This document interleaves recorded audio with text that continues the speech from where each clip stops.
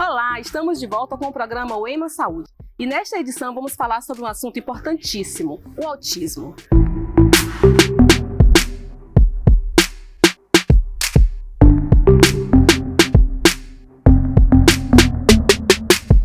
Segundo a Organização Mundial da Saúde, cerca de 70 milhões de pessoas são autistas no mundo e 2 milhões no Brasil. Para dar visibilidade ao tema, foi escolhido o dia 2 de abril como o Dia Mundial de Conscientização do Autismo. E para que as ações ocorram no mês todo, foi criada a campanha Abril Azul, buscando trazer visibilidade para o tema como forma de mobilizar a sociedade sobre essa condição ainda desconhecida e discriminada por muitos. Quer saber mais sobre o tema? Confira o nosso bate-papo com o psiquiatra Rick Gomes. Dr. Rick, seja bem-vindo ao nosso EMA Saúde. Abril Azul, referência ao autismo. Inclusive, dia 2 de abril foi o Dia Mundial de Conscientização ao Autismo. É um marco para o mundo, para o Brasil, né? Uma vez que antes pouco se falava sobre o tema. Então, explica um pouco para a gente o que é o autismo. Conceituar o autismo é algo bem complexo, né? Tendo em vista que é um tema bem amplo, bem abrangente. Mas, de uma forma geral, o autismo é um dos vários transtornos do neurodesenvolvimento que a gente tem. É o mais frequente em crianças, principalmente do sexo masculino, numa proporção de 4:1. É muito raro vermos meninas com diagnóstico fechado de autismo em consultório.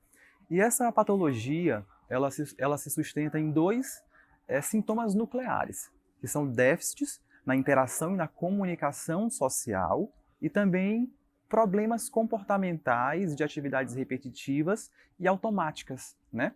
Então a gente tem que ficar atento nesses dois sintomas nucleares. Quando a gente fala de TEA, a gente fala do transtorno do espectro do autismo.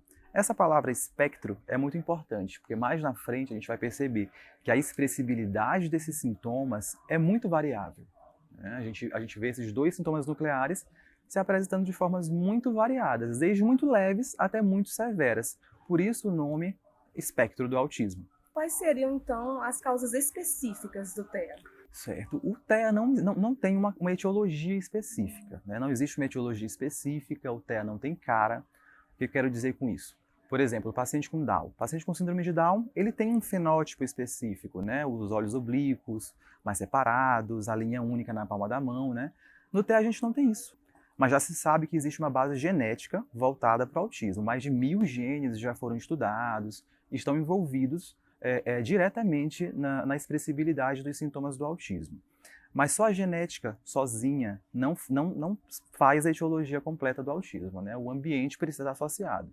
E esses fatores ambientais, a gente inclui basicamente alterações intraútero, como por exemplo, parto prematuro, retardo no crescimento intrauterino, infecções durante a gravidez, a exposição materna da mãe a algumas medicações, como por exemplo o ácido valproico, que é uma medicação muito usada no transtorno bipolar, idade avançada paterna, já é bem estabelecida, e mais atualmente a materna também já foi bem conceituada. Então, genética e ambiente juntos propiciam um meio suscetível à expressibilidade do TEA. A gente sabe que os pais também sabem que é preciso notar certos sinais nas crianças, não somente em relação ao autismo, mas muitas outras doenças, né? Sim. Então, como que os pais podem estar identificando? Que tipo de sinais ele pode ver nas crianças? Pergunta bem interessante. Como o autismo não tem cara, né, o diagnóstico é basicamente observacional, observação de comportamento, então essa análise observacional, tanto do profissional quanto da família, é imprescindível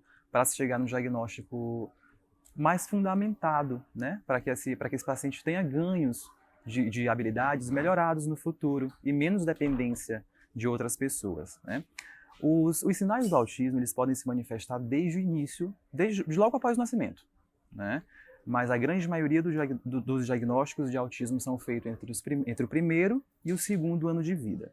E o que a criança apresenta? Geralmente ela apresenta alguma alteração nos marcos do desenvolvimento, né?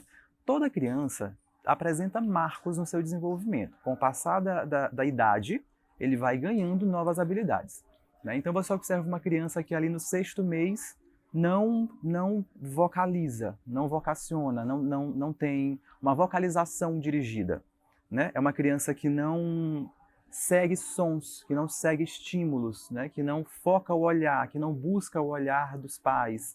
Uma criança que rejeita o colo, por exemplo, né? Tudo isso são sinais que fariam parte de um desenvolvimento normal, vamos dizer assim, da criança para aquela faixa etária. Onde no paciente com autismo isso não existe, ou isso é atrasado.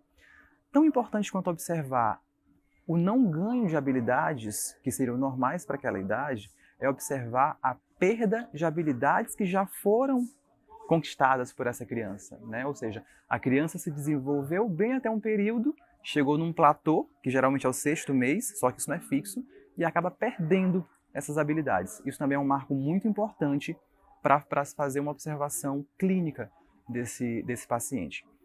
Com o passar do tempo, outros marcos que seriam importantes também vão surgindo. Uma criança com 1 ano de idade, né? Essa criança ela não consegue ter uma atenção compartilhada. O que isso quer dizer?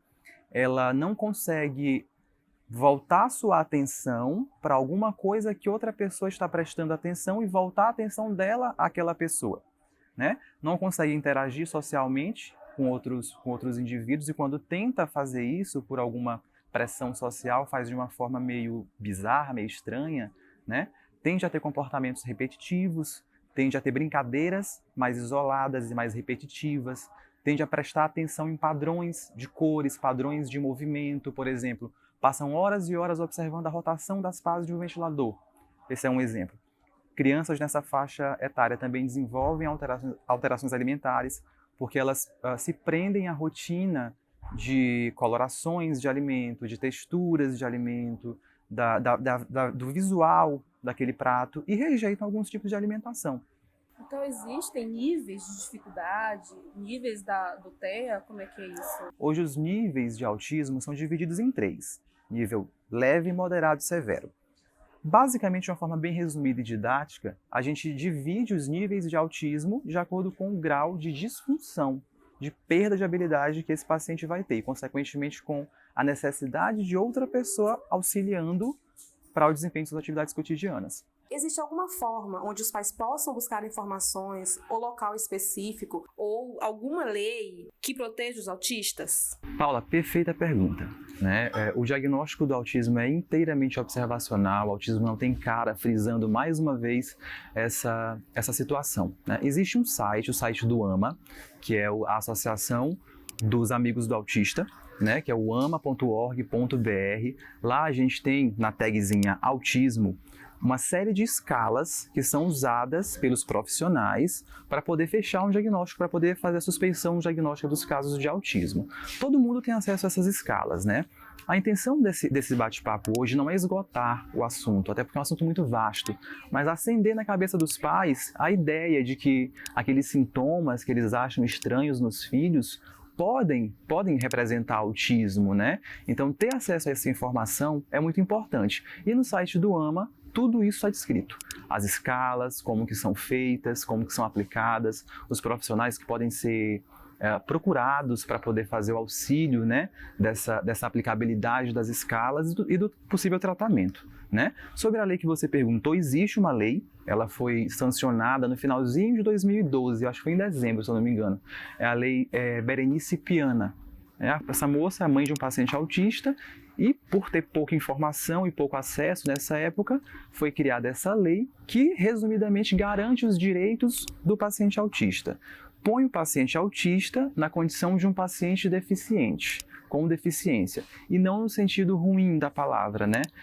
Um paciente deficiente como aquele que necessita de atenções especiais e precisa de direitos especiais, né? E também mais recentemente foi instituída a colocação do símbolo do autismo, a fitinha colorida, com várias peças de quebra-cabeça coloridas, naquelas placas do supermercado, de prioridade, né? De gestante, crianças de colo, idosos, os autistas também têm prioridade. Então, aquele símbolo do autista também precisa estar colocado na plaquinha. Essa lei garante esses direitos, como vários outros que o paciente autista tem. Para finalizar, doutor, vamos falar em relação ao tratamento. Como que é esse tratamento? Que tipo de profissionais os pais devem procurar? Como que funciona esse processo? Perfeito. O tratamento do TEA sempre é multidisciplinar, né? Envolve psiquiatra, psicólogo, terapeuta ocupacional, nutricionista por aquelas questões alimentares, enfim, fisioterapia, psicólogo, né? Existem tratamentos que são individualizados. Lembra quando eu falei no começo que o que significa espectro? Sim. Que dentro de uma mesma patologia existem diversas possibilidades de expressibilidade de sintomas, dos mais severos aos mais graves. Então, nenhum paciente é igual, né? Mas o que a gente precisa frisar em relação ao tratamento é a questão de desenvolver nesse indivíduo habilidades que ele vem perdendo e fazer com que as habilidades que ele já tenha conquistado não se perca com o passar do tempo, tornando mais fácil o funcionamento dele em sociedade. Esse é o objetivo principal do tratamento. Ok, doutor, obrigada pelas explicações. Eu que agradeço pelo convite, estou à disposição. Para mais informações sobre o tema, procure um especialista da área. Continue acompanhando o programa UEMA Saúde pelas redes oficiais da UEMA, o UEMA Oficial. Até a próxima!